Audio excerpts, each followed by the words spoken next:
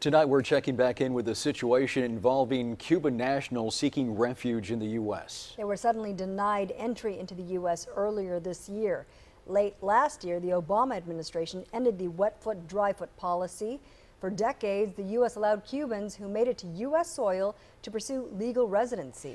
Well, thousands came through the Mexican border to the U.S., including the border here in the valley. When the policy changed, many Cuban nationals were caught by surprise. Channel 5's Christian Von Preisen explores what Cubans are doing now to get into the country. This is a family reunion for two Cubans in a mechanic shop in Alton. Luis Rodriguez Morales, a Cuban refugee allowed into the U.S. 10 years ago. His uncle, Alfonso Lopez Gonzalez, retired and no longer able to work in Cuba. The wet foot, dry foot policy Morales used to get in is over. Gonzalez had to secure a Spanish citizenship to make his way to the U.S., as well as a passport, a plane ticket, and a visa. The visa allows him to leave Cuba in intervals as a tourist. Puedo salir de Cuba 90 días. Antes de los 90 días debo de entrar.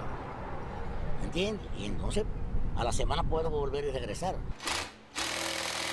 Morales wishes he could see his mother too. Yo quisiera que mi mamá pudiera venir, aunque sea 90 días. His mother isn't so lucky to have a Spanish citizenship. Ya yo le hice el pedido, pero no la aprobaron. Before the wet foot, dry foot policy ended, thousands of Cubans traveled a popular route, getting a visa to Ecuador, then by land 2,000 miles to the U.S. border. When the policy ended this January, Cubans were stranded. Data from Customs and Border Protection show Cubans are still finding ways through the ports of entry. More than 1,000 came through South Texas ports this year. Customs says many claimed asylum, saying they fear persecution if they return to their country. Morales says people have another reason for leaving. No tanto por problemas políticos, sino por problemas económicos, que la economía en Cuba la gente no vive con lo que gana. Allí el salario de un trabajador es $8 al mes. ¿Qué tú haces con $8? Nada.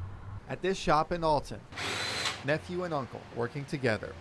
Morales wishes his whole family could join him in the United States. Some will be allowed in, others will not.